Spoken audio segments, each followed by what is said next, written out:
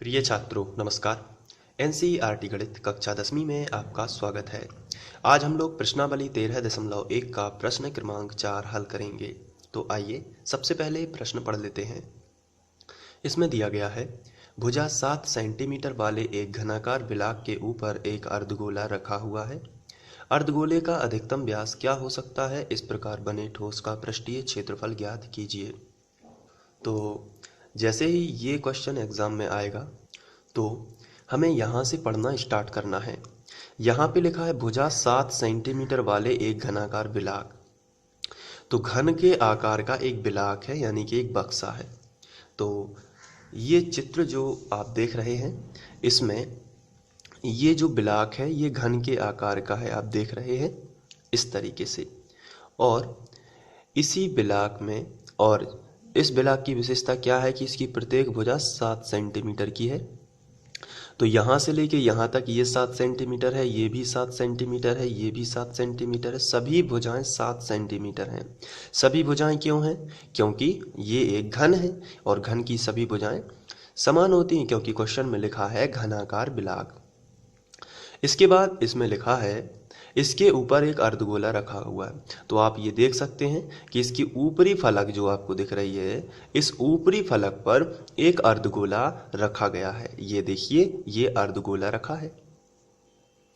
तो अब हमें इस पूरे बक्से का या इस प्रकार बने ठोस का पृष्ठीय क्षेत्रफल ज्ञात करना है। तो इसका मतलब ये है कि अब ये जो ठोस बन गया है पूरा, इसका पृष्ठीय क्षेत्रफल ज्ञात करना है। तो हम यहाँ पे सूत्र लगाएंगे पूरा का पूरा, जैसे घन का पृष्ठीय क्षेत्रफल। लेकिन यहाँ पर एक समस्या है। वो समस्या ये है कि घन का पृष्ठीय क्षेत्रफल का फॉर्मूला हम तब लगा सकते हैं जब हमें इस तरीके का कंप्लीट घन हो। लेकिन अगर हम इस घन को ध्यान से देखें तो इसमें आधा हिस्सा, तो इसके आधे से ज़्यादा हिस्से को तो इस अर्धगोले ने ढक लिया है। तो ये इसका पृष्ठीय क्षेत्रफल तो काउंट नहीं होगा, क्योंकि इसके ऊपरी हिस्से का फिर पृष्ठीय क्षेत्रफल माना जाएगा, क्योंकि ये तो ढक गया है। इसलिए हम घन का पृष्ठीय क्षेत्रफल पूरा प्लस अर्धगोले का पृष्ठीय क्षेत्रफल नहीं लगा सकते। नहीं तो यहाँ पे ये भ्रम हो सकता है कि यहाँ पर दो चीज़ें हैं, एक घन है और एक अर्धगोला है। तो सिंपल सी बात है कि सबसे पहले हम घन का पृष्ठीय क्षेत्रफल लगा देंगे, उसके बाद अर्धगोले का पृष्ठीय क्षेत्रफल लगा देंगे। लेकिन ऐसा करने से आपका जो हल है वो गलत हो जाएगा, क्योंकि घन का पूरा पृष्ठीय क्षेत्रफल इस टाइप के घन का होता है 6a वर्ग।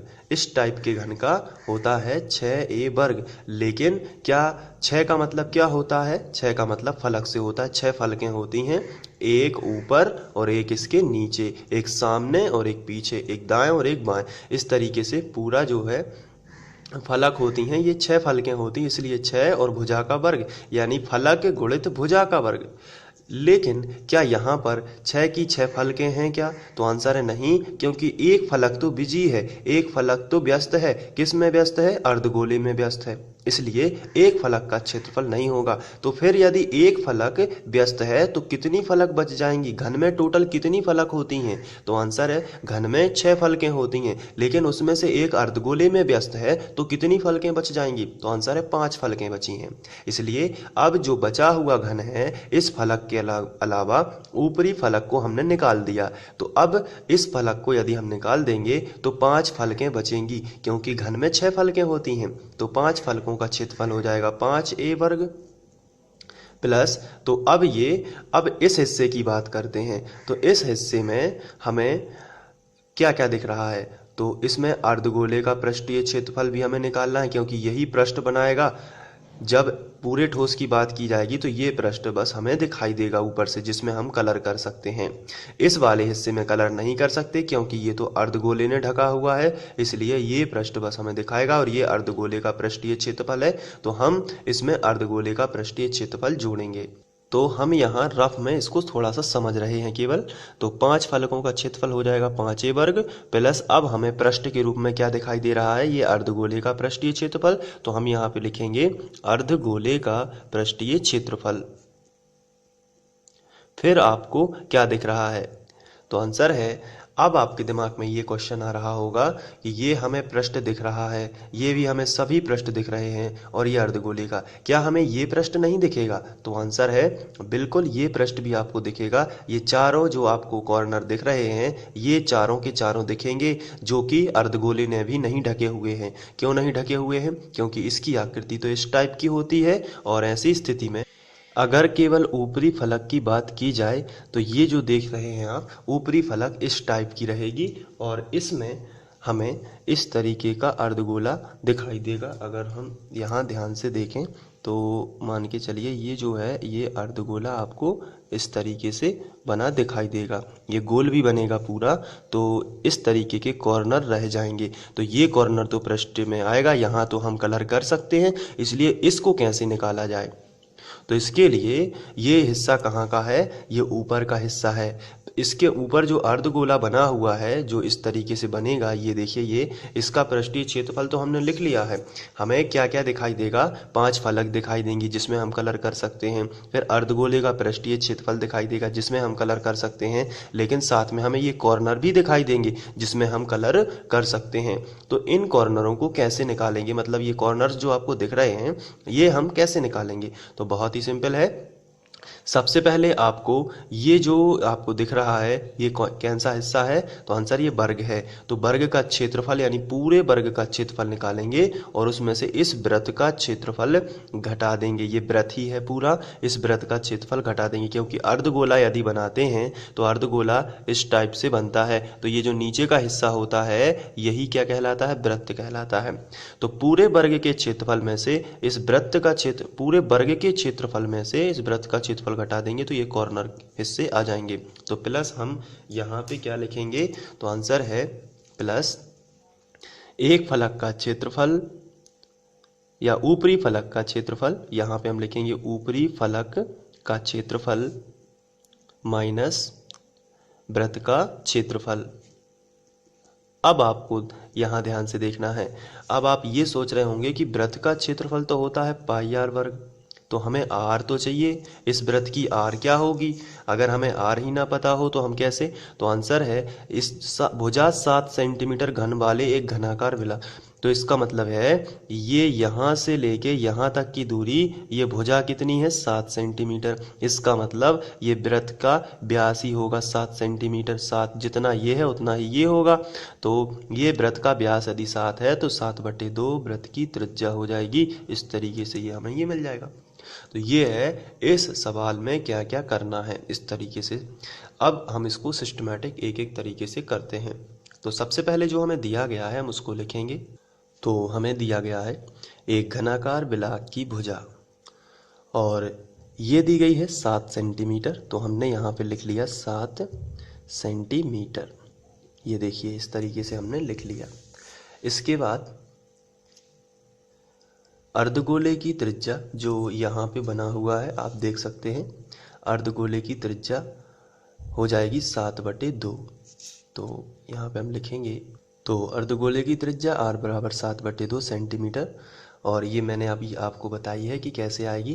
तो इस तरीके से, क्योंकि भुजा जो है वो पूरी 7 है और वृत्त अधिक से अधिक व्यास वाला, अधिक से अधिक अधिकतम व्यास वाला, तो वो हो सकता है 7 ही वाला।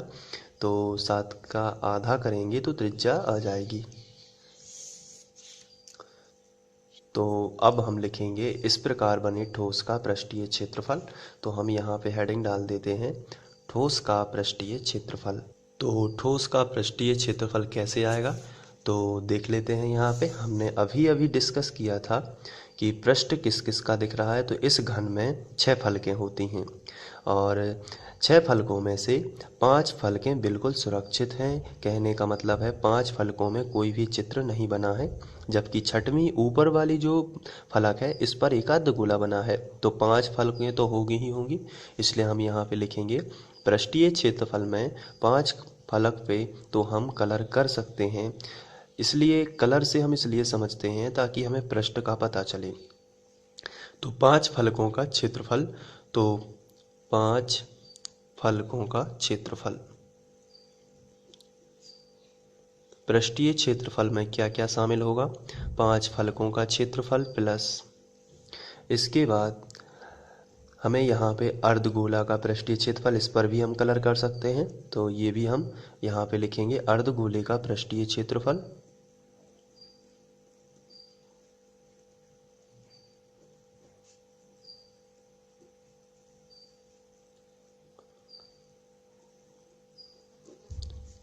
क्षेत्रफल।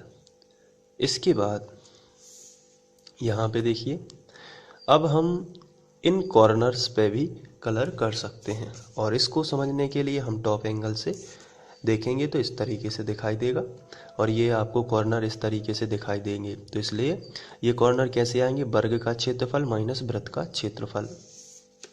तो हम लिखेंगे यहाँ वर्ग का क्षेत्रफल, या ऊपरी फलक लिख देते हैं, ज़्यादा बेटर रहेगा। ऊपरी फलक का क्षेत्रफल माइनस वृत्त का क्षेत्रफल, वृत्त का क्षेत्रफल, ये हमने लिख लिया। अब एक एक करके इनको संख्यात्मक रूप में लिखेंगे। तो बराबर 5 गुणित फलक का क्षेत्रफल होता है भुजा का वर्ग, तो हम यहाँ पे लिख देंगे भुजा का वर्ग, प्लस अर्धगोले का पृष्ठीय क्षेत्रफल क्या होता है, तो 2 पाई r वर्ग, ये आप सभी जानते हैं, प्लस ऊपरी फलक का क्षेत्रफल भुजा का वर्ग होगा, भुजा का वर्ग, माइनस वृत्त का क्षेत्रफल होता है पाई r वर्ग, ये हमने लिख लिया।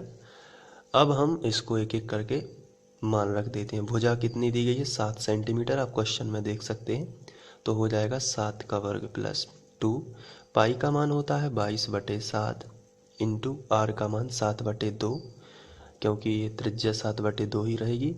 अभी हमने चित्र के माध्यम से देखा। यदि आपको नहीं भी आया समझ में तो आप वीडियो को रिवर्स करके देख सकते हैं, और यदि आपको लगता है कि स्लो धीरे से हो रही है पढ़ाई तो आप स्पीड बढ़ा सकते हैं। तो आर का मान 7/2 गुणित 7/2 प्लस भुजा कितनी है, तो 7 का वर्ग, ये हमने लिख लिया, माइनस पाई, आर का मान 7/2, पाई का मान भी रखना पड़ेगा, यहाँ पे रख देते हैं 22/7, और आर का मान कितना है 7/2 गुणित 7/2, 2 बार लिख लिया क्योंकि इस तरीके से वर्ग लगा है।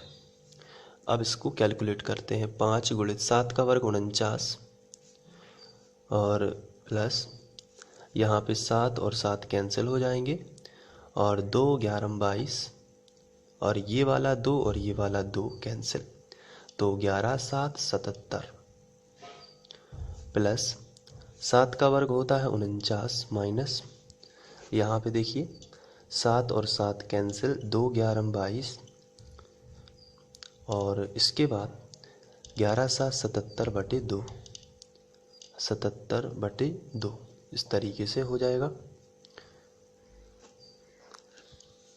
आगे सॉल्व करते हैं, बराबर के नीचे बराबर, 5 नाम 45, 45 की 5 हासिल आ जाएगी 4 पंचों के 20 और 4 24, 245 प्लस 77, प्लस अब इसका इसमें गुणा कर देंगे और घटा देंगे, तो 49 दूनी 98, तो हमने यहाँ पे लिखा 98 माइनस 77 और बटे में 2 ज्यों का त्यों, इसका इसमें गुणा किया, फिर ये पूरा लिखा और बटे 2 ज्यों का त्यों, इसे बोलेंगे एलसीएम।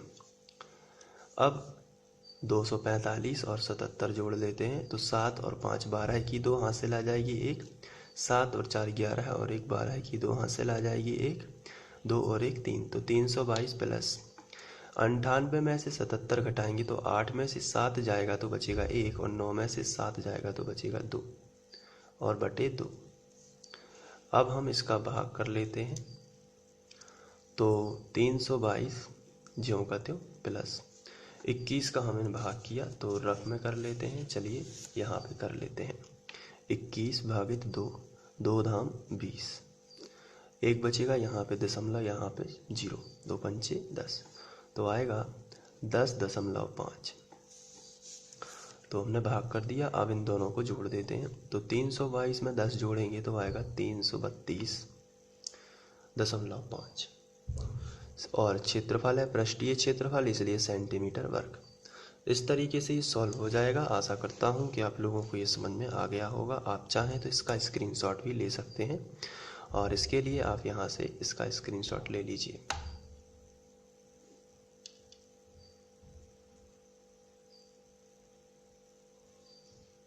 और फिर इसके बाद ये है। Thank you.